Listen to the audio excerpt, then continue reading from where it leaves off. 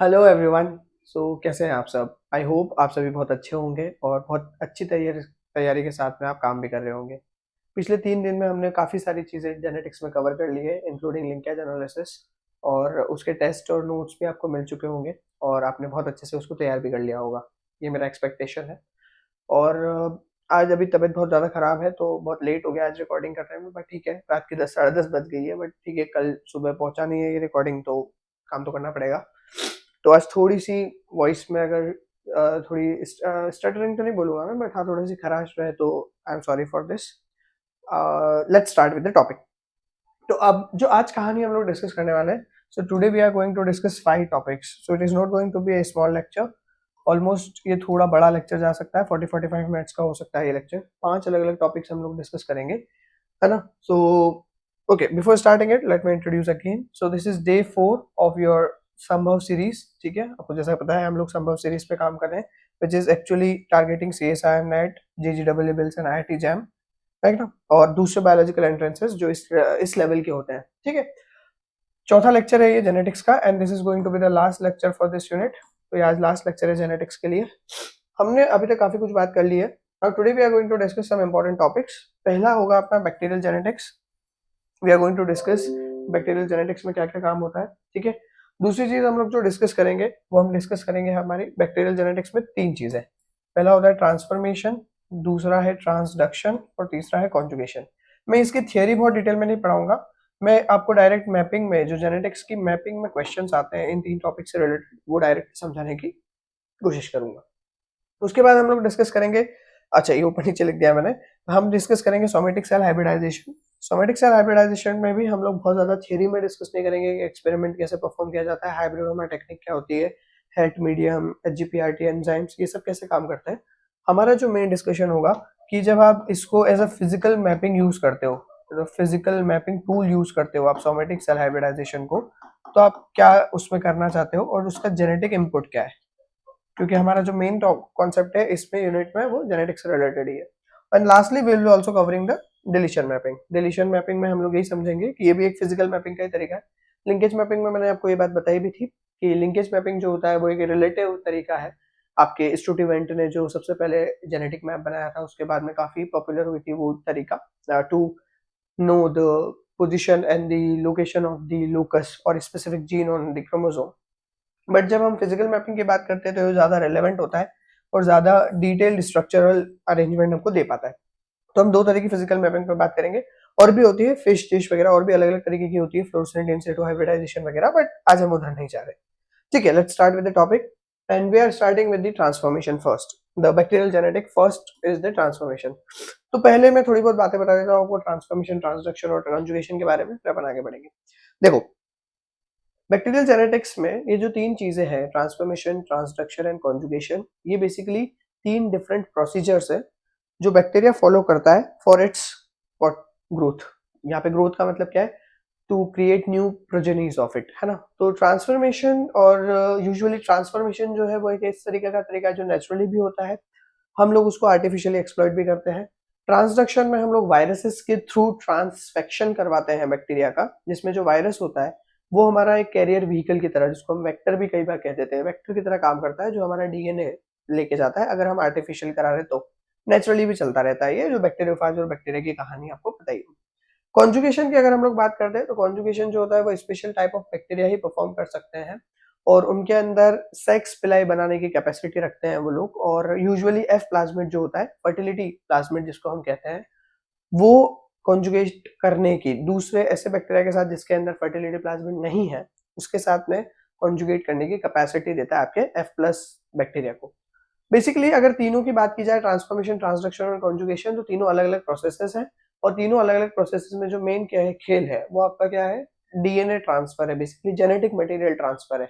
अगर आपका एमआरएनए का वायरस होगा लाइक कोविड वायरस, तो फिर तो ऑब्वियसली आप उसमें डीएनए ट्रांसफर तो नहीं बोलोगे, आरएनए ट्रांसफर हो रहा है। बट वहां पे भी खेल अलग है, वो एमआरएनए से रिवर्स ट्रांसक्रिप्शन करके कभी कभी डीएनए ट्रांसफर भी कर देते हैं टू इंटीग्रेट इनटू होस्ट, क्योंकि आपका जो बैक्टीरिया का होस्ट, बैक्टीरिया का डीएनए होता है ना, मतलब आरएनए कंटेनिंग बैक्टीरिया के बारे में हम यूजुअली बात नहीं करते।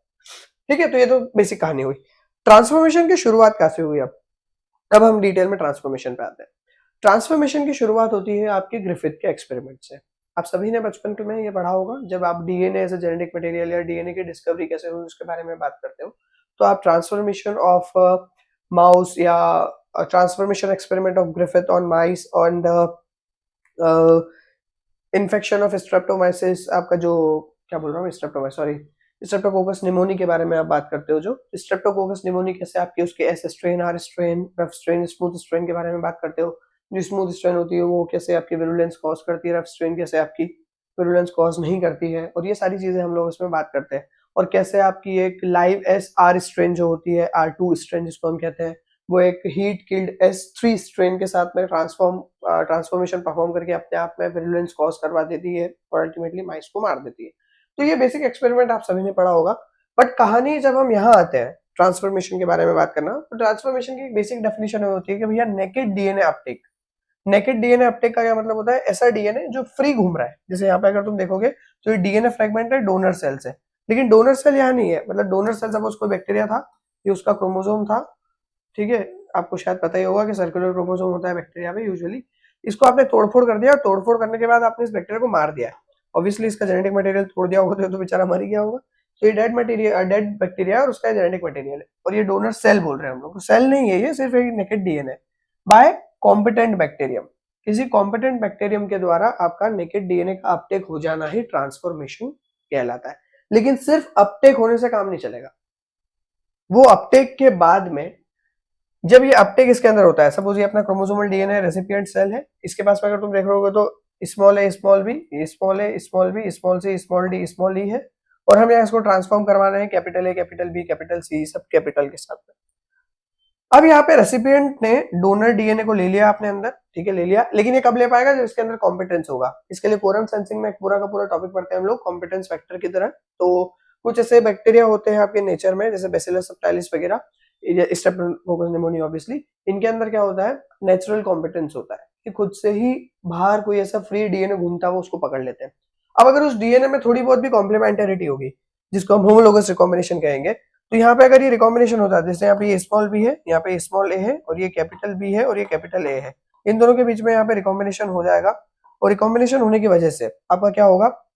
यहाँ पे ये जो कैपिटल बी है, इस केस में हमने सिर्फ कैपिटल बी को यहाँ पे ट्रांसफॉर्म करा दिया है। जो बचा हुआ डीएनए होगा, आप कैपिटल बी यहाँ चला गया तो स्मॉल बी यहाँ से बाहर निकल गया होगा, वो जो बचा हुआ डीएनए होगा आपका अनकम्बाइंड डीएनए, उसको डिग्रेड कर दिया जाएगा, और ये आपकी एक capital B containing genetically transformed bacteria बन गई। पहले कैसी थी ये? Small A B C D E, अब कैसी हो गई है?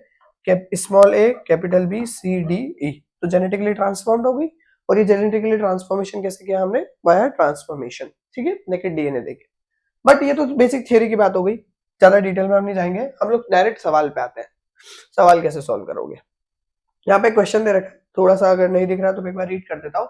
एक ट्रांसफॉर्मेशन एक्सपेरिमेंट किया गया है जिसमें हमने स्ट्रेप्टोकोकस को लिया है, और जो डोनर है उसका जीनोटाइप है A plus B plus C plus, तो मैं इधर लिख दे रहा हूँ। डोनर है हमारे पास में A plus B plus C plus, और जो रेसिपिएंट स्ट्रेन है, रेसिपिएंट वो है A minus B minus C minus, ठीक है। जो कंप्लीट जीनोटाइप है वो डिटरमाइन करना है अपने को, और C प्लस ट्रांसफॉर्मेंट जो है वो यहाँ पे आपको क्या है? सिलेक्ट करे हुए। देखो ध्यान से समझना एक पॉइंट। अब है ना, जब भी ट्रांसफॉर्मेशन का एक्सपेरिमेंट होता है, एक कोई पर्टिकुलर जीन को सिलेक्ट कर लिया जाता है। एक सिलेक्शन कैसे किया जाता है? मान लो ये जो C प्लस है ये ट्रिप्टोफैन सिंथेसिस करके देता है, तो हम क्या करेंगे? हम मीडिया से ट्रिप्टोफैन हटा देंगे और फिर वहां पे ग्रो करवाएंगे बैक्टीरिया को। जो ट्रिप्टोफैन सिंथेसाइज कर पाएंगे वो बैक्टीरिया जिंदा रह जाएंगे, और इस तरीके से हम लोग C जीन जो ट्रिप्टोफैन सिंथेसिस के लिए रिस्पॉन्सिबल है उसको सिलेक्ट कर लेंगे। तो इसी वजह से अगर तुम क्वेश्चन में देखोगे तो चारों ही स्ट्रेन में हमारे पास C प्लस है, क्योंकि ये C सिलेक्टेड जीन है। C सिलेक्टेड, इसको कहते हैं C सिलेक्टेड। ये तरीका ध्यान रखना है ना, इससे सवाल अच्छे बन जाते हैं। C सिलेक्टेड है हमारे पास, देखो लिखा है यहाँ पे A minus B minus C minus हमारी रेसिपिएंट स्ट्रेंड है, और C प्लस ट्रांसफॉर्मेंट जो है वो सिलेक्ट किया गया, ये लिखा हुआ R selected. Complete genotype determine किया गया है C प्लस ट्रांसफॉर्मेंट के बाद में, और रिजल्टेंट जो है वो आपके सामने दे दिए गए। आपसे पूछा है कि C और B के बीच की कोर ट्रांसफॉर्मेशन बताओ भैया कितना हुआ। तो कोर ट्रांसफॉर्मेशन फ्रीक्वेंसी बेसिकली ये कहना क्या चाहती है? देखो कल जब मैंने तुमको लिंकेज पढ़ाया था तो मैंने तुमको लिंकेज में बात की थी कि जितनी ज्यादा रिकॉम्बिनेशन फ्रीक्वेंसी होगी उतना ही कम लिंकेज होगा, और हम कहेंगे कि वो जीन्स उतने ही दूर है। सही है ये बात, हमने ये बात की है कि जितने ज्यादा पास होंगे उतने ज्यादा लिंक्ड होंगे और उतना कम रिकॉम्बिनेशन शो करेंगे, मतलब रिकॉम्बिनेशन फ्रीक्वेंसी कम आएगी। और अगर रिकॉम्बिनेशन फ्रीक्वेंसी ज्यादा आती है इसका मतलब वो बहुत ज्यादा क्या है, दूर है और वो उतने कम लिंक है। सही है। लेकिन जब आप इधर को ट्रांसफॉर्मेशन या को ट्रांसडक्शन इस तरह की फ्रीक्वेंसी की बात करते हो, यहाँ पे जितनी ज्यादा तुम्हारी रिकॉम्बिनेशन फ्रीक्वेंसी आएगी, जितनी ज्यादा रिकॉम्बिनेशन फ्रीक्वेंसी आएगी, जीन्स उतने ही पास होंगे, जीन्स उतने ही पास होंगे, क्लोज होंगे। ध्यान रखना है बात। इसका एक एग्जांपल भी समझ लो। जैसे अपन पीछे वाले डायग्राम पे वापस आते हैं, यहाँ पे अगर जब मैं इसको ये करवा रहा हूँ, ट्रांसफॉर्मेशन करवा रहा हूँ, तो अगर मैं ये वाला जीन है मेरे पास सपोज, अब एक ए यहाँ, बी यहाँ है और ए यहाँ है, इतनी दूरी होने की वजह से क्या होगा कि दोनों एक साथ ट्रांसफॉर्म हो जाए, मतलब रिकॉम्बाइन हो जाए, उसके चांसेस बहुत कम है। लेकिन दूसरा एग्जाम्पल लो जिसमें सपोज करो कि ए यहाँ पे और बी यहाँ पे, तो इनके एक साथ रिकम्बाइन होने के चांसेस ज्यादा है ना, क्योंकि ये कपलिंग में ट्रांसफॉर्म हो जाएंगे एक साथ, कपल ट्रांसफॉर्म, इसी को बोलते हैं को ट्रांसफॉर्मेशन। सो बेसिकली आपको इस चीज को ध्यान देना पड़ेगा कि जब आप बैक्टीरियल जेनेटिक्स में बात कर रहे हो तो वहां पे को ट्रांसफॉर्मेशन या को ट्रांसडक्शन फ्रीक्वेंसी का मतलब क्या होता है कि जो जो दो जितनी ज्यादा रिकॉम्बिनेशन फ्रीक्वेंसी होगी उतनी ज्यादा वो दो जीन्स पास में रहेंगे। लिंकेज में बात उल्टी थी, प्लीज ध्यान रखना, कंफ्यूज मत करना, बहुत सारे बच्चों को देखा है मैंने इसमें कंफ्यूज होते हुए, इसलिए मैंने इस चीज को पहले क्लियर आउट कर दिया। चलो भैया अब आगे बढ़ते हैं। निकालने का तरीका क्या है, इसको कैसे निकालोगे अब आप को ट्रांसफॉर्मेशन फ्रीक्वेंसी? को ट्रांसफॉर्मेशन फ्रीक्वेंसी निकालने के लिए सबसे पहले तो तुमको ये बात ध्यान रखना है कि पूछा किसके बारे में। देखो अब सी और डी के बारे में को ट्रांसफॉर्मेशन फ्रीक्वेंसी आपसे पूछी गई है। ओके कोई बात नहीं, दोनों रेसिपिएंट अपने को पता पड़ रहा है, A plus B plus C plus. देखो पहली चीज तो ये समझो कि A plus B plus C plus ये तीनों एक साथ चले जाए, इसकी मतलब चांसेस बहुत कम होते हैं। ऐसा नहीं है कि जाते नहीं है, लेकिन चांसेस बहुत ज्यादा क्या है, कम है। तो आप कैसे निकालोगे? अब आपसे जो पूछा गया है ना उसके बारे में आपको ध्यान देना होगा। आपसे सी और बी के बारे में बात की गई है, तो सबसे पहले आप देखो कि यहाँ पे सिंगल ट्रांसफॉर्मेंट्स डबल ट्रांसफॉर्मेंट्स कितने हैं। अब सिंगल ट्रांसफॉर्मेंट्स डबल ट्रांसफॉर्मेंट्स क्या होता है ये समझ लो। देखो यहाँ पे ये ए माइनस है, बी माइनस है, लेकिन सी प्लस है, A minus B minus C plus, इसका मतलब ये एक सी के लिए सिंगल ट्रांसफॉर्मेंट है। क्या है ये? Single transformant for C gene. इसका मतलब इन बैक्टीरिया के पास में सिर्फ सी जीन अवेलेबल है, ए और बी नहीं आया है, तो सिंगल ही ट्रांसफॉर्मेशन हुआ सिर्फ सी जीन का। ऊपर आ जाओ, बी और सी के लिए डबल ट्रांसफॉर्मेशन हुआ है। देखो बी प्लस सी प्लस दिया है, इसको बोला है डबल ट्रांसफॉर्मेशन। आई होप समझ में आ रही होगी यहाँ तक बात। और ऊपर चलते हैं, A plus B minus C plus, मतलब ए और सी के लिए डबल ट्रांसफॉर्मेशन हुआ है। सही है। और ऊपर आ जाओ तो A plus B plus C plus, मतलब यहाँ पे ए बी सी तीनों के लिए ही ट्रिपल ट्रांसफॉर्मेशन हुआ है। आई होप ये चीज समझ में आई होगी। क्लियर है ना? अब अपने को क्या समझना है इसमें, जरा ये देख लो। देखो अब अगर अपन यहाँ पे बात करें तो ये जो इवेंट है A plus B plus C plus वाली, ये थोड़ी रेयर इवेंट है ना, तो इसको अपन यूजुअली कंसिडर नहीं करते ट्रांसफॉर्मेशन फ्रीक्वेंसी निकालने के लिए। फिर दूसरा क्या तरीका होता है? दूसरा तरीके ये रहते हैं कि आप अब फिर कैसे निकालोगे, तो एक फॉर्मूला याद रखना रिकॉम्बिनेशन फ्रीक्वेंसी निकालने का। It is number of double transformants upon number of single transformants plus double transformants. ये हमारा एक फॉर्मूला बन जाता है।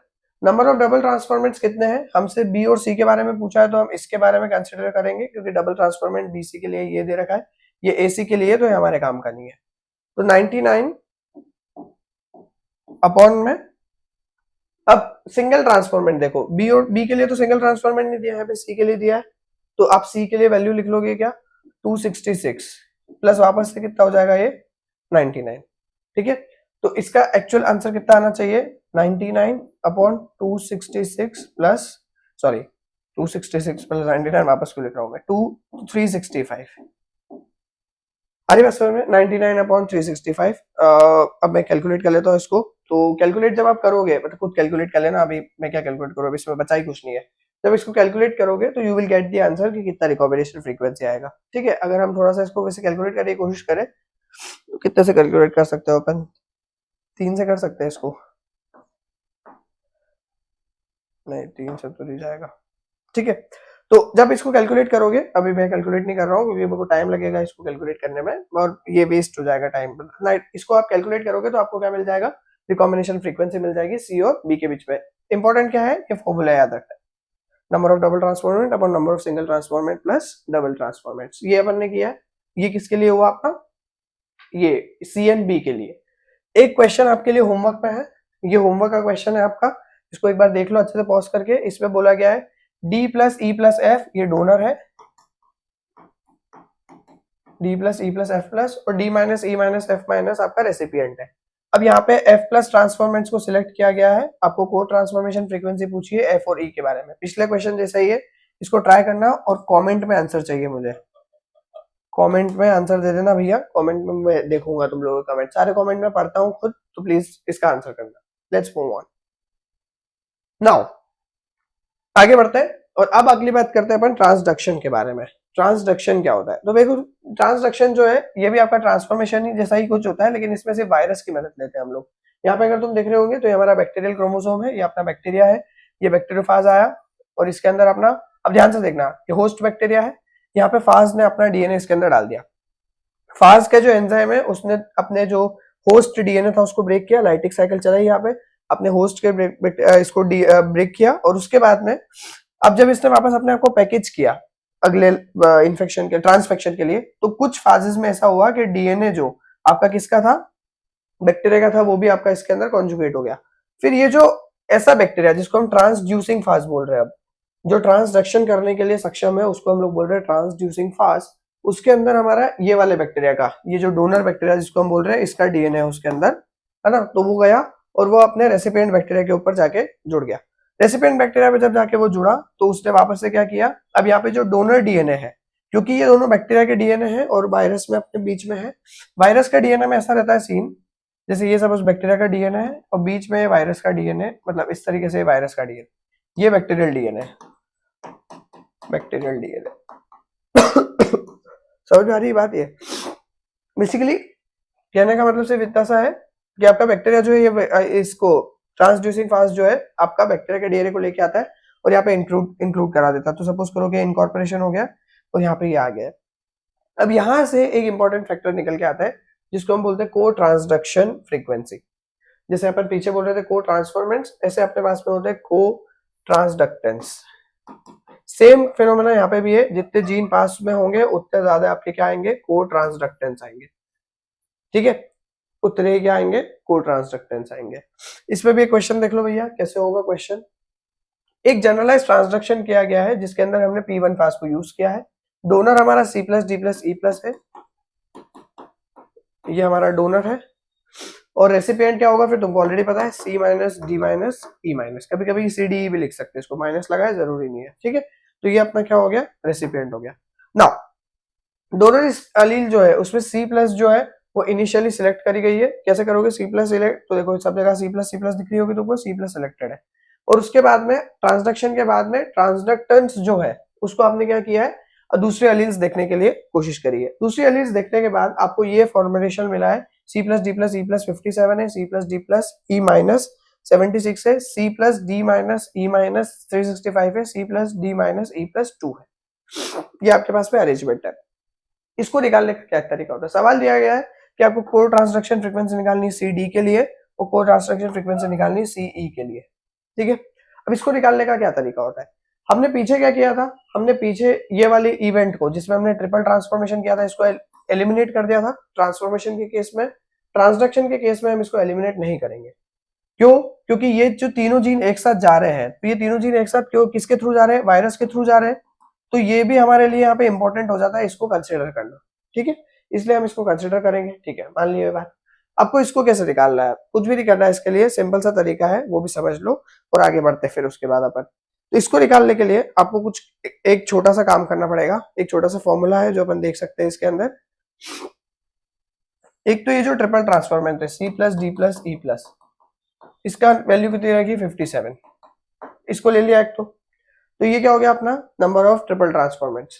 उसके बाद में अब आपको पहले क्या निकालना है, C और D के बारे में निकालना है, तो ध्यान से सुनना है इस चीज को। C और D के बारे में निकालना है तो C प्लस और D प्लस ये इसमें आ रहा है, E माइनस, तो ये हमारा डबल ट्रांसफॉर्मेंट हो गया CD के लिए, तो मैंने इसमें कर दिया प्लस 76, मतलब triple transformant plus double transformant जो जीन्स पूछे उनके लिए। अपॉन में अपने को लेना है टोटल प्लाक्स, टोटल प्लाक्स बोल लो या ट्रांसडक्टेंस बोल लो, कितने हो गए ये 500। इन दोनों को प्लस करोगे 57 प्लस 76 कितना हो जाएगा, ये 5 प्लस 7 120, 120 प्लस 13 133 हो जाएगा। अपॉन में 500, ये 500 यहाँ से लिया, इसको सॉल्व करोगे तो ये तुम्हारी सी और डी की को ट्रांसडक्शन फ्रीक्वेंसी आ जाएगी। ऐसे सी और ई की निकालोगे, सी और ई में क्या होगा, 57 तो यही होगा क्योंकि ये दोनों में आ रहा है, सी प्लस डी प्लस ई तीनों में आ रहा है, लेकिन ये 2 हो जाएगा, तो उसकी जो वैल्यू आएगी वो आएगी 57 प्लस 2 जो कि 59 होगा अपॉन में 500।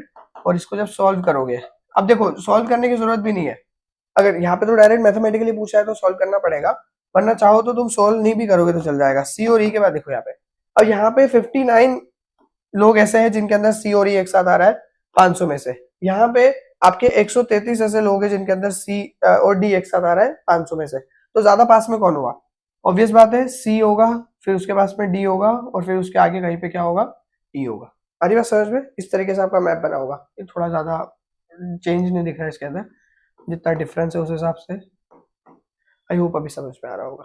ठीक है, तो सी डी और सी ई के बारे में आपने बात की है, लेकिन क्योंकि सी डी और सी ई के बारे में बात की है हमको एक चेंज करना पड़ेगा, वो चेंज ये है, सी डी और ई, मतलब सी बीच में है, डी और ई के साथ में उसका कॉम्बिनेशन कुछ ऐसे चल रहा है, तो ये पास में तो दोनों ज्यादा बार साथ में जा रहे हैं और ये दोनों भी साथ में तो जा रहे हैं लेकिन कम बार जा रहे हैं।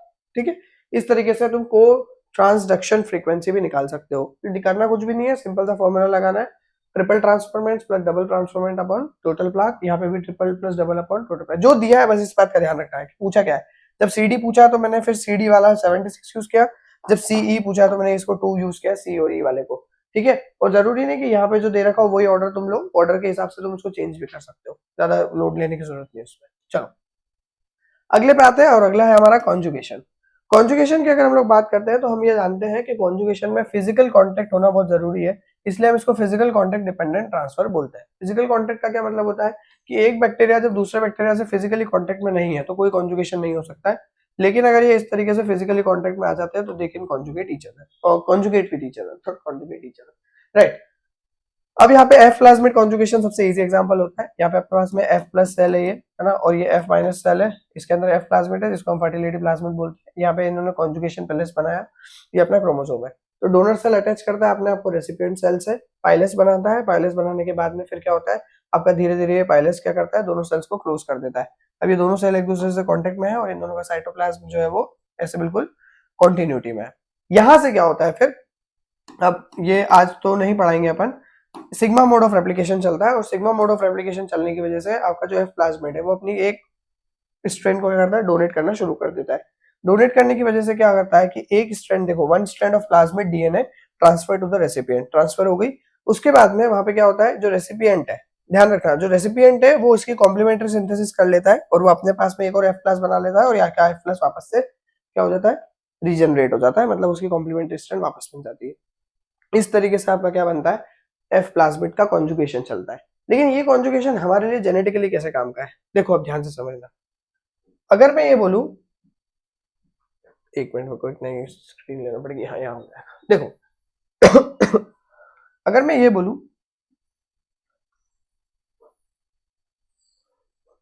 कि यहाँ पे से ये प्लाज्मिड ऐसे जा रहा है, मैंने यहाँ पे एक मार्कर लगा दिया M1, यहाँ पे एक मार्कर लगा दिया M2, हियर इज M3, यहाँ पे एक मार्कर लगा दिया M4, यहाँ पे एक मार्कर लगाया M5।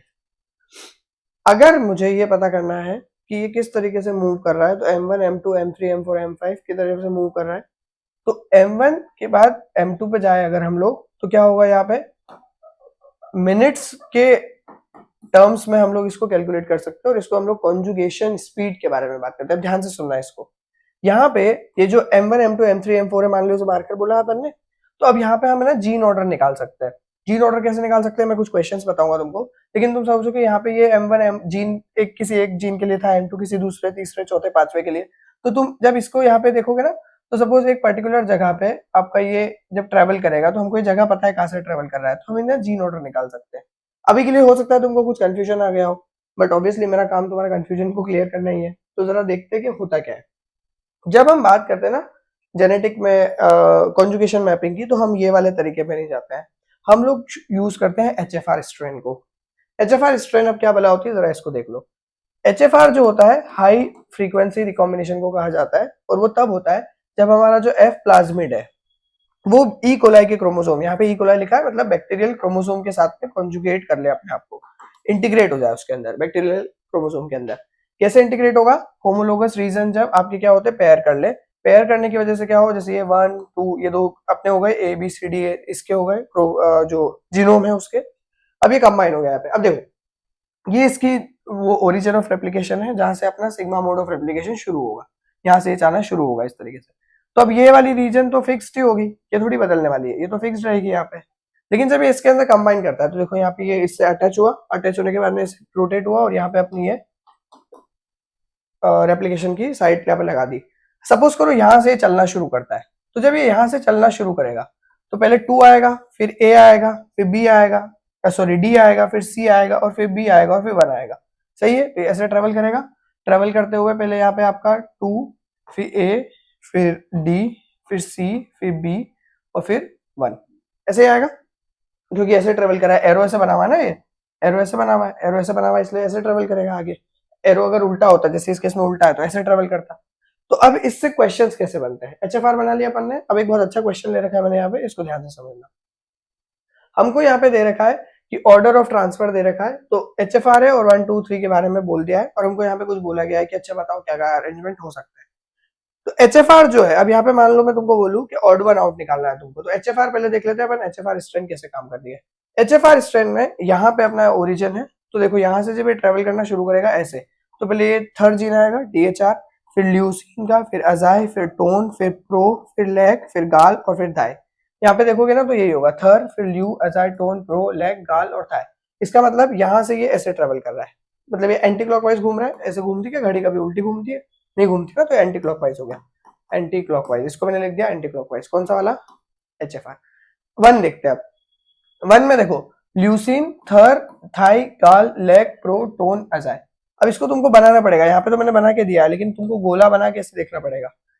यहाँ पे अब ल्यूसीन के बाद में अजाई आ रहा था ना, लेकिन देखो यहाँ पे ल्यूसीन, थर, अजाई कहाँ चला गया, तब पीछे चला गया, मतलब ल्यूसीन से शुरू हुआ। तो भैया क्या हो रहा है यहाँ पे, अब इसको तरीका समझना, बीच में से बताता हूँ। थर, ल्यूसीन, पहले थर आया फिर ल्यूसीन आया, लेकिन यहाँ पे ल्यूसीन के जस्ट बाद थर आ गया, मतलब क्या हुआ, डायरेक्शन बदल चुकी है। पहले क्या था, अब इसको मैं अगर थर को 1 बोलूं और ल्यूसीन को 2 बोलूं, तो 1 और 2 पहले आ रहा था, तो मैंने इसको लिख दिया 1 और इसको मैंने लिख दिया 2। लेकिन अब देखो 2 और 1 आ रहा है, तो 1 2 2 1 उल्टा नहीं हो गया, तो ये कैसा हो गया, ये क्लॉकवाइज डायरेक्शन हो गई, ये क्लॉकवाइज हो गया। सेकंड वाला क्या है अपना, क्लॉकवाइज, सॉरी फर्स्ट वाला स्ट्रेन क्या है, क्लॉकवाइज है। HFR strain 1। 2 पे देखते हैं प्रोलीन। अब इसको भी अगर नंबरिंग दे दो, नंबरिंग देना सबसे बेस्ट होता है, पता है, नंबरिंग दे जाओ, सबसे बढ़िया यही है। कुछ जगह पे नंबरिंग काम नहीं करती है, जहाँ पे छोटे 4-5 जीन होते हैं और बहुत बदलाव होते हैं, बाकी जगह नंबरिंग काम करती है। प्रोलीन हमारा क्या है, 5th है, तो प्रोलीन को अपन ने दे दिया 5th। फिर टोन आ रहा है, तो टोन आ रहा है 4 पे, ये रहा 4, अजाई 3 पे, ल्यू 2 पे, थर 1 पे। इसका मतलब ये भी आपका वो 2 1 फॉलो कर रहा है, ल्यूसीन, थर, तो ये भी कैसा हो गया आपका क्लॉकवाइज। देखो डायरेक्शन देखो, क्लॉकवाइज दिख रही है दोनों की। और आखिरी में देख लेते हैं अपन किसको, आपकी 7th एचएफआर स्ट्रेन को। इसके अंदर टोन, अजाई, ल्यू, तो ल्यू, थर, ये फिर ल्यू क्या है 2 हो गया, ये 1 हो गया, और अपनी क्या है, टोन का गया 4 था, 4 3 2 1, 4 3 2 1 मतलब क्या अरेंजमेंट हो गया, फिर से क्लॉकवाइज हो गया। तो इन चारों स्ट्रेन में से ये क्लॉकवाइज है, ये भी क्लॉकवाइज है, ये भी क्लॉकवाइज है, लेकिन ये कैसी है, एंटी क्लॉकवाइज, मतलब ये जो एच है ये ऑड वन आउट है। बाकी उस सवाल कैसे बनेगा, आप यहाँ पे तो मैंने सारी चीजें तुमको दे दी। वो यूजुअली क्या करेंगे, पहले कुछ ऐसे क्वेश्चन आ चुके हैं, वो 4 ऑप्शन देंगे आपको और वो आपको कुछ भी ABCD दे देंगे, ABCDEF मान लो ऐसे दे दिया, फिर यहाँ पे दे देंगे तुमको CDEFGH ऐसे करके, और फिर इनकी डायरेक्शन बदल देंगे, इसको ऐसे कर देंगे, इसको ऐसे कर देंगे। फिर आपसे पूछेंगे कि इसमें ऑड वन आउट बताओ, तो कुछ करना कुछ भी नहीं है, सिर्फ अपने को हमेशा क्या करना है, गोला बनाना है। मैं इसको सॉल्व करने का सिंपल तरीका यही रहेगा, एक गोला बनाना है। गोला बनाने के बाद में जैसे उससे डायरेक्शन दे रखी है, जो अर्लीस्ट जीन दे रखा वो पहले रखना है, फिर ऐसे करते करते करते करते बढ़ते बढ़ते लास्ट तक जाते जाना है। जब ऐसा हो कि जैसे यहाँ पे तुम देखोगे कि ए भी मैंने इसमें नहीं लिखा है, मैंने इसमें GH लिख दिया है, तो इसको ओवरलैप करना पड़ेगा फिर तुमको। तो तुमको कुल मिला के जीन पहले गिनना पड़ेंगे, कितने जीन्स के बारे में बात की जा रही है, 8 10 20 जितने भी, वैसे तो 8 से ज्यादा 10 से ज्यादा जीन जाते नहीं है, उसको कैलकुलेट करके एक गोला बनाना ना। जैसे मैंने यहाँ पे 8 पोजीशन ले रखी, तो ऐसे 10 पोजीशन ले लेना, अगर 10 जीन है तो उसके बेसिस पे फिर इसको सॉल्व करते जाना, बहुत इजी क्वेश्चन होता है। अच्छा अब है ना, एक ये तो हो गया आपका जीन ऑर्डर निकालने का तरीका कॉन्जुगेशन बेसिस पे। एक होता है आपका इंटरप्टेड मैटिंग। इंटरप्टेड मैटिंग में क्या होता है, जैसे इसमें तो नहीं दे रखा है, इंटरप्टेड मैटिंग में थोड़ा सा बता देता हूँ आपको। इंटरप्टेड मैटिंग में सीन ऐसा होता है कि ना आपको वो हर एक मिनट के अंतराल पे आपकी जो मैटिंग होती है उसको रोक देते हैं। जैसे आप समझो कि ये जो इधर हो रहा था, ये वाला एग्जांपल में, अब जब ये ट्रेवल कर रहा है तो ल्यू के बाद थर आना है, फिर थाई, गाल, लेग, प्रो, टोन, ऐसा आना है। तो ये क्या करेंगे, बीच बीच में हॉल्ट देते जाएंगे, 5-5 मिनट में क्या करते जाएंगे, सैंपल में से बैक्टीरिया निकालते जाएंगे, फिर उसको स्टडी करते जाएंगे। और इसकी जो इंटरप्टेड मैटिंग होती है, इसकी यूनिट होती है मिनट्स। मिनट्स ये लिखा है ना मैंने ऊपर, मिनट्स जो होती है इंटरप्टेड मैटिंग की यूनिट होती है।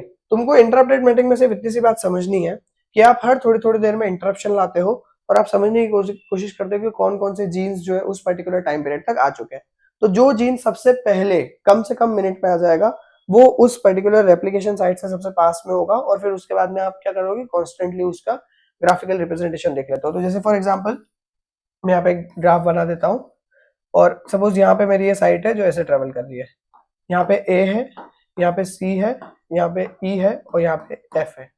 सपोज करो कि जब ये ट्रेवल करना शुरू हुआ, कॉन्जुगेशन हो गया, कॉन्जुगेशन के बाद में यहाँ से ट्रेवल करना शुरू होगा, तो पहले ए आएगा, फिर सी आएगा, फिर ई आएगा और एंड में एफ आएगा। यहाँ पे मैंने मिनट्स ले लिए, सपोज करो 5, 10, 15, 20 और 25 ऐसे करके हर 5-5 मिनट पे अपन सैंपलिंग कर रहे हैं।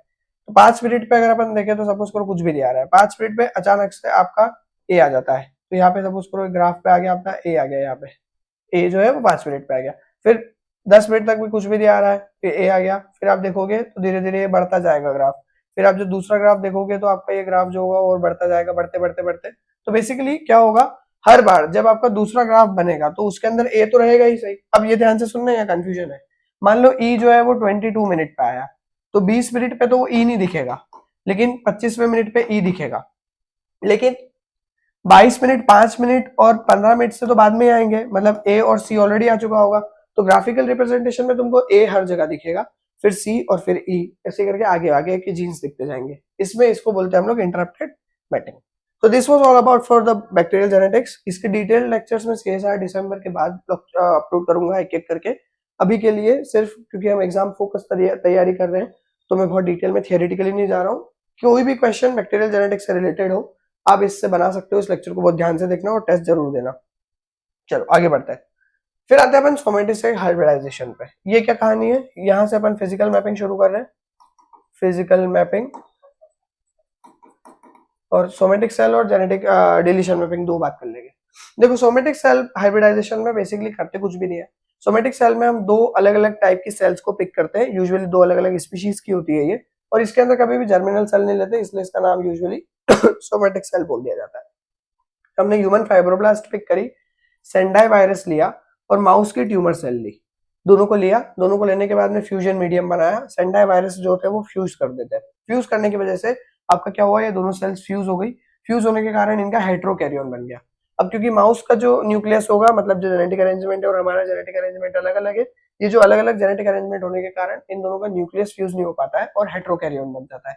हेट्रोकैरियोन बनने के बाद में थोड़ी देर बाद धीरे धीरे इसका न्यूक्लियस भी फ्यूज होना शुरू करता है और आपका हाइब्रिड सेल डेवलप होती है। एकदम से फ्यूज नहीं करता, धीरे धीरे होके शुरू करता है। अब ये जो कहानी बनी हाइब्रिड सेल, इस हाइब्रिड सेल में क्या होता है आपका, ये जो हाइब्रिड सेल है ये प्रोलिफरेट करती है। प्रोलिफरेट करती है मतलब बहुत डिवाइड करती है, और इसके अंदर लगातार कुछ क्रोमोसोम्स जो ह्यूमंस के होते हैं, ह्यूमन वाले क्रोमोसोम जो हमने बाहर से डाले माउस की सेल में, ये धीरे धीरे लॉस होते जाते हैं। ये जो लॉस होता है इसको हम लोग फिर स्टडी करते हैं। कैसे स्टडी करते हैं, जरा इधर आ जाओ। आप देखो हमने यहाँ पे हाइब्रिड बना रखा है 1 2 3 4 5 6 7 8 8 हाइब्रिड बना रखे, और हमने यहाँ पे एक जीन कंसिडर किया है जिसका नाम है हेक्साजीन, HEX से हेक्साजीन। अब हेक्साजीन जो है वो हाइब्रिड 1 में मिल रहा है। अब हाइब्रिड 1 में बेसिकली हम करने की क्या कोशिश कर रहे हैं, हम ये मैप करने की कोशिश कर रहे हैं सोमेटिक सेल हाइब्रिडाइजेशन में कि कौन सा वाला जीन जो है वो कौन से क्रोमोसोम पे मिलता है, कौन सा वाला जीन कौन से क्रोमोसोम पे मिलता है, हमारी डिमांड है। कैसे करेंगे जरा देखो। हेक्साजीन जो है वो फर्स्ट हाइब्रिड में मिल रहा है। फर्स्ट हाइब्रिड में कौन कौन से क्रोमोसोम मिल रहे हैं अब ये देख लो। फर्स्ट हाइब्रिड में पहला वाला मिल रहा है, बाकी सब -9वां मिल रहा है, 10वां मिल रहा है, 13वां मिल रहा है, 15वां मिल रहा है, ऐसे ही आपका 16 17 18 पे है, 20 पे है और एक्स क्रोमोसोम है। सही बात है, देखो ध्यान से, प्लस प्लस प्लस प्लस, मतलब फर्स्ट हाइब्रिड जो है जिसके अंदर हमारा जीन मिल रहा है वो इन क्रोमोसोम से अवेलेबल है। सेकंड हाइब्रिड में हमारा जीन ही नहीं मिल रहा है तो कोई दिक्कत वाली बात नहीं है। थर्ड वाले में आपका जीन मिल रहा है तो ये देखोगे कहाँ पे मिलेगा, फोर्थ वाले क्रोमोसोम पे मिल रहा है, फिर ये 6, 7, 8 पे मिल रहा है, 11th है, 13th है, 14th है, और उसके बाद में 17, 18th है, उसके बाद में सीधा आ जाओ 21, 22, 23, 24, आई मीन एक्स और वाई पे भी मिल रहा है। ऐसे ही आपके जो जब कैलकुलेट करोगे तो फोर्थ पे भी नहीं मिल रहा है, फिफ्थ हाइब्रिड में आपके दोनों जगह जीन अवेलेबल नहीं है, फिर ये आपके तीनों हाइब्रिड में जीन अवेलेबल है। अब ये बहुत बड़ी मेथड हो जा रही है ऐसे करके सॉल्व करने में। आपको इसको सॉल्व कैसे करना है, पहली बात तो समझ में आ गई। सोमेटिक सेल हाइब्रिडाइजेशन में हम क्या करने की कोशिश कर रहे हैं, हम ये पता करने की कोशिश करें कि कौन सा वाला जीन कौन से क्रोमोसोम पे मिल रहा है, और उसके लिए हम क्या कर रहे हैं, हम ढूंढ रहे हैं कौन कौन से क्रोमोसोम्स प्रेजेंट है, और फिर उन क्रोमोसोम्स में हम लोग जीन के बेसिस पे समझने की कोशिश करें कि अच्छा ये क्रोमोसोम यहाँ प्रेजेंट है और इसमें ये जीन भी मिल रहा है, मतलब वो जो जीन है वो उस क्रोमोसोम पे हो सकता है। लेकिन फिर अब जब मैं पहले वाले हाइब्रिड की बात कर रहा हूँ तो इतने सारे इतने सारे क्रोमोसोम्स दिख रहे हैं जिसमें प्लस प्लस प्लस प्लस दिख रहा है, तो मुझे कैसे पता चलेगा कौन सा क्रोमोसोम पे प्रेजेंट है। तो इसको पढ़ने का एक तरीका है, आप क्या करो, आप इसे वर्टिकल, इसको हॉरिजॉन्टली रीड मत करो, वर्टिकली रीड करो। वर्टिकली अगर देखोगे तो plus minus plus minus minus plus plus और प्लस, ये आपका एक अरेंजमेंट दिख रहा है हेक्साचीन का, plus minus plus plus plus minus minus plus plus plus, और ये हाइब्रिड्स का अरेंजमेंट दिख रहा है। अब तुम्हारा टारगेट है कि plus minus plus minus minus plus plus plus यहाँ ढूंढ के देखो। अगर तुम इसको ढूंढने की कोशिश करोगे तो तुमको ये अरेंजमेंट देखने को मिलेगा, और जहां पे ये अरेंजमेंट देखने को मिल सकता है, जैसे अगर तुम यहाँ पे देखोगे तो ये अरेंजमेंट कहाँ पे हो सकता है, ये देखो यहाँ पे plus minus plus minus minus plus plus plus, ये दिख रहा है 15th क्रोमोसोम पे अगर तुम ध्यान से देखोगे तो तुमको ये अरेंजमेंट देखने को मिलेगा। इसका मतलब ये है कि ये वाला जो हेक्सा जीन है जिसके अंदर हाइब्रिड के अरेंजमेंट कुछ ऐसे दिख रहे हैं, वो एक्चुअली किस पे प्रेजेंट है, 15th क्रोमोसोम पे, क्योंकि जैसा ये दिख रहा है 15th क्रोमोसोम पे भी हाइब्रिड्स में वही अरेंजमेंट आ रहा है। ये 15th क्रोमोसोम भी पहले हाइब्रिड में प्रेजेंट है, दूसरे में एब्सेंट है, तीसरे में प्रेजेंट है, चौथे में एब्सेंट है, पांचवे में भी एब्सेंट है, फिर बाकी तीनों में प्रेजेंट है। देखो प्रेजेंट दिख रहा है, कितना आसान तरीका है ना ये, सीधा बस इसका वर्टिकल देखो, वर्टिकल मिलाओ, काम खत्म करो। ऐसे ही एक क्वेश्चन यहाँ पे दे रखा है मैंने तुमको, ये तुमको खुद सॉल्व करना है। मैं फर्स्ट वाला एंजाइम का बता दे रहा हूँ, बाकी सेकंड और थर्ड तुमको सॉल्व करना है। ऑल्दो यहाँ पे सेकंड और थर्ड का और फर्स्ट तीनों का ही पूछा है। फर्स्ट वाले एंजाइम के लिए अगर मैं देखूँ तो फर्स्ट वाली सेल लाइन में दिख रहा है, सेकंड में दिख रहा है, थर्ड में नहीं है, फोर्थ में नहीं है। मेरे को ऐसा क्रोमोसोम पिक करना है जो ऐसा हो, ये रहा 9th वाला क्रोमोसोम, देखो plus plus minus minus enzyme 1 9th chromosome पे। ऐसे तुमको सेकंड और थर्ड को करना है और कमेंट में बताना है। कमेंट प्लीज ध्यान से कमेंट जरूर करना, ताकि तुम्हारी क्या प्रिपरेशन चल रही है, मेरे साथ में तुम काम कर भी रहे हो या नहीं, तो वो जरूरी है पता करना, ठीक है। तो सेकंड और थर्ड का तुमको लगाना है। ऐसे ही एक एग्जाम और है, ये भी तुम्हारा होमवर्क है, इसको भी तुमको सॉल्व करना है, पीछे जैसे सॉल्व किया था वैसे ही सॉल्व करना है, इसमें कोई दिमाग ज्यादा लगाने की जरूरत नहीं है। बहुत सिंपल क्वेश्चन आते हैं जेनेटिक्स के, पता नहीं यूजुअली बच्चे क्यों छोड़ देते हैं उसको। Now we move on to the last topic, the deletion mapping. This is the last topic, let's talk about it and then we'll end the lecture. अगर हम डिलीशन मैपिंग की बात करते हैं तो बेसिकली ये कहानी है म्यूटेशन की, जिसमें हम लोग डिलीशन करने की कोशिश करते हैं और डिलीशन करके भी हम लोग मैप करते हैं कि भैया अच्छा यहाँ डिलीशन किया तो ये रीजन इधर हो सकता है, वो रीजन इधर हो सकता है। देखो मैं भी मैपिंग करके बता रहा हूँ। मैंने क्रोमोसोम ले लिया, पूरा कंप्लीट क्रोमोसोम है ये, और फिर मैंने इसके अंदर अलग अलग जगह पे म्यूटेशंस किए। मैंने फर्स्ट डिलीशन मारा, फर्स्ट डिलीशन मारने से मेरा ए वाले जीन पे कोई इंपैक्ट नहीं आया, बी वाला जीन म्यूटेट हो गया, सी वाले पे कोई इंपैक्ट नहीं आया, डी म्यूटेट हो गया, ई एफ जी पे कोई म्यूटेशन नहीं हुआ। सेकेंड वाला डिलीशन किया, फर्स्ट म्यूटेट हो गया, बाकी चार नॉर्मल है, एफ फिर म्यूटेट हुआ और जी पे कोई इंपैक्ट नहीं आया। ऐसे थर्ड में किया, fourth deletion, fifth deletion, six deletion और सेवंथ डिलीशन। अब यहाँ पे मैंने इस डायग्राम को बना रखा है, वैसे अगर तुम ध्यान से देखोगे तो देखो फर्स्ट डिलीशन किया हमने, डिलीशन 1 किया, हमारा बी और डी जो है वो म्यूटेट हो गया। तो मैं बोल सकता हूँ कि बी और डी थोड़ा आसपास रहे होंगे, जिसकी वजह से दोनों के ऊपर हमारा इंपैक्ट आ रहा है। तो मैं यहाँ पे लिख देता हूँ कि यहाँ बी रहा होगा या डी रहा होगा, हो सकता है मैं गलत हूँ, लेकिन अभी के लिए अपन लिख देते हैं। सेकेंड म्यूटेशन जब किया अपन ने तो ए और एफ जो है वो म्यूटेट हो गए, तो हो सकता है कि ए और एफ यहाँ पे हो, है ना। अभी बताऊंगा ये कैसे करना है, यहाँ पे तो मैंने पूरा डिटेल में डायग्राम दे रखा है, लेकिन इसको सॉल्व कैसे करना है अपन देख लेंगे उसको। थर्ड पे आते हैं, थर्ड में देखे तो हमारा ए जो है वो इम्पैक्ट हुआ है और जी इम्पैक्ट हुआ है, तो ए यहाँ पे बोल दिया और जी यहाँ पे बोल दिया, ऐसे अभी के लिए ले लेते हैं ना। यहाँ अपन चाहे तो ऐसे ले सकते हैं कि ये ए हो गया और यहाँ एफ हो गया, फिर अगर तुम बोलो तो ए हो गया यहाँ पे, ठीक है, इस तरीके से अरेंज कर लिया।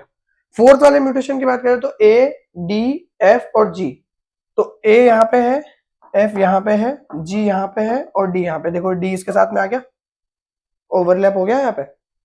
अब इसके बाद में लास्ट वाला क्या दे रखा है, फोर्थ के बाद में फिफ्थ बोला कि A खराब है और C भी खराब है, F और G भी खराब है। तो F और G जो है वो खराब है, और इसके बेसिस पे अपन क्या सोचे, तो अगर हम सोचे कि A भी खराब है और इसके बेसिस पे अगर अपन बात करें तो इसमें क्या, फिफ्थ वाला क्या था, बी, सॉरी मैंने गलत पढ़ लिया। बी में बी एक तो दिक्कत जा रही है, तो ये बी की दिक्कत हो गई, ये डी की दिक्कत हो गई, फिफ्थ पे बी डी ई और खराब है। तो ई जो है अपना यहाँ है, ई इधर है, अभी तक ई के बारे में बात नहीं हुई थी। तो ई अपना क्या है यहाँ पे फिफ्थ में, देखो ये म्यूटेटेड है। सिक्स की बात करें तो A B C D F G, तो यहाँ पे ये B D G A F हो गया, और क्या बचा, A B C D, A B C, C बचा, सी बचा ना, सी इसमें खराब है, हाँ सी खराब है, तो ये सी हो गया।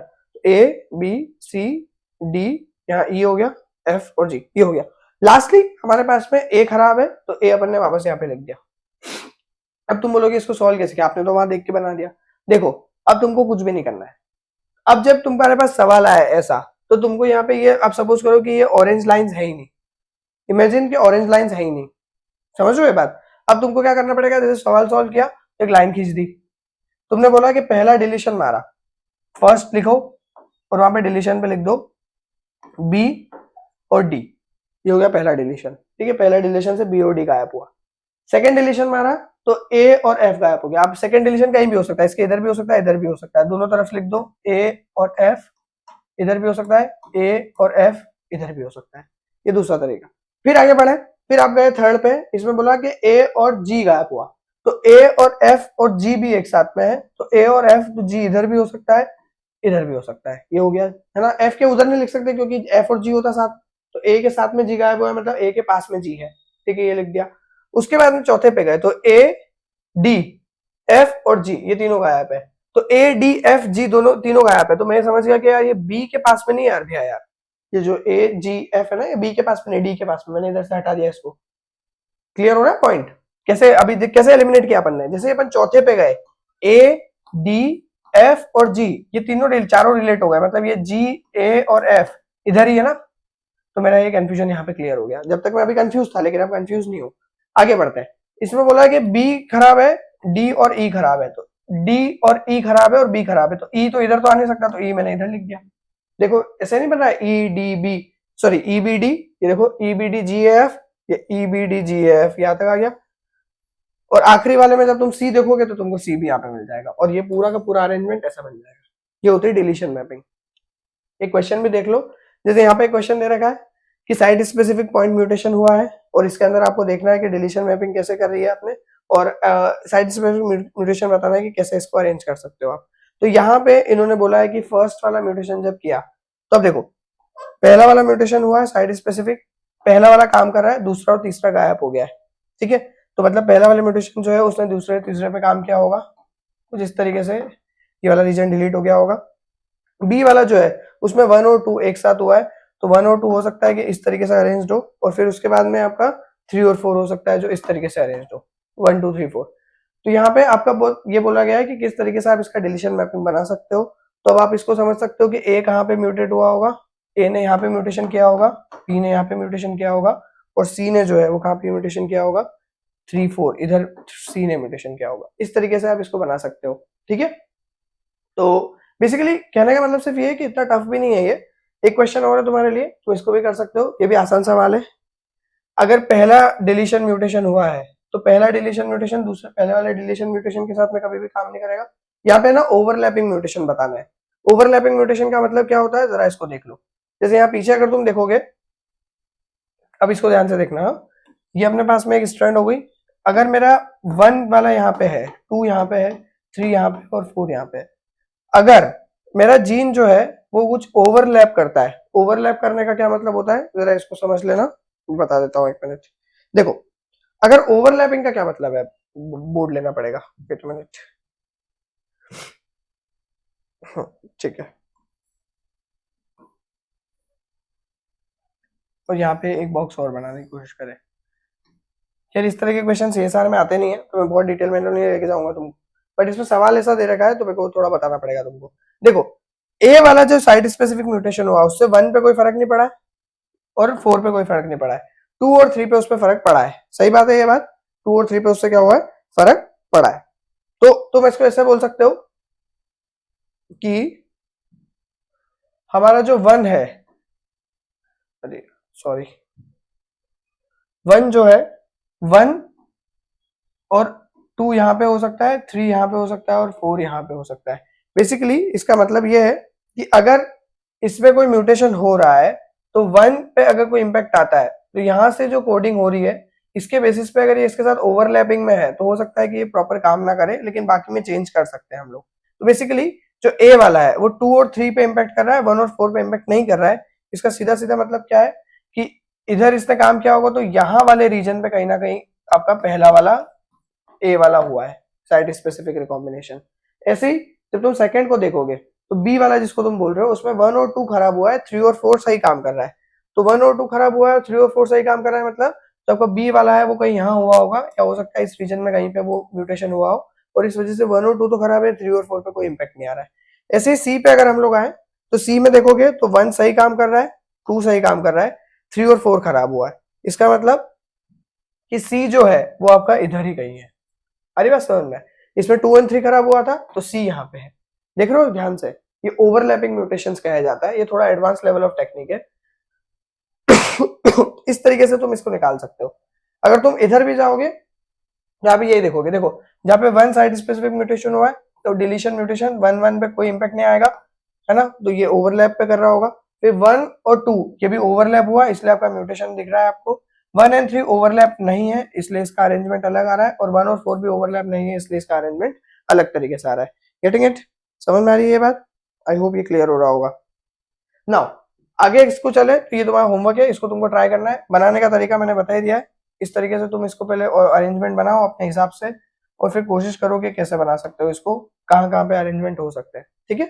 तो इस तरीके से हम डिलीशन मैपिंग भी कर सकते हैं। डिलीशन मैपिंग में और किस तरह के क्वेश्चन आ सकते हैं, एक तो वो जो मैंने बताया वो, तो इसको तुम ऐसे कर सकते हो कि 1 और 2 पास में है, 1 और 3 दूर है, 1 और 4 भी दूर है, 2 2 के साथ में तो हमेशा ऑब्वियसली 2 यहाँ पे म्यूटेटेड है तो यहाँ पे म्यूटेटेड है, 2 3 के पास में है लेकिन 4 से दूर है, 3 जो है वो बहुत क्लोज है 4 से, और 4 तो ऑब्वियसली फिर 4 तो 4 ही जगह पे ही रहेगा ना।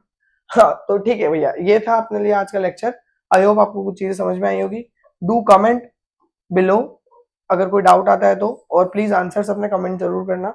बहुत ज्यादा टाइम बचा नहीं है, ऑलमोस्ट 75-78 डेज रह गए हैं एग्जाम को, तो अच्छे से तैयारी करो। कल मिलता हूँ मैं आपसे, मस्त पढ़ाई करो और फटाफट से एग्जाम क्रैक करो। So with that note, thank you for your time guys, I hope you understood some points of genetics. तो हमने एक यूनिट खत्म कर ली है और almost we have covered around 10 to 15 topics. कल से हम लोग कुछ और नया शुरू करेंगे, अभी नहीं बताऊंगा, सरप्राइज है। तो कल मिलते हैं, thank you for your time and good night, thank you.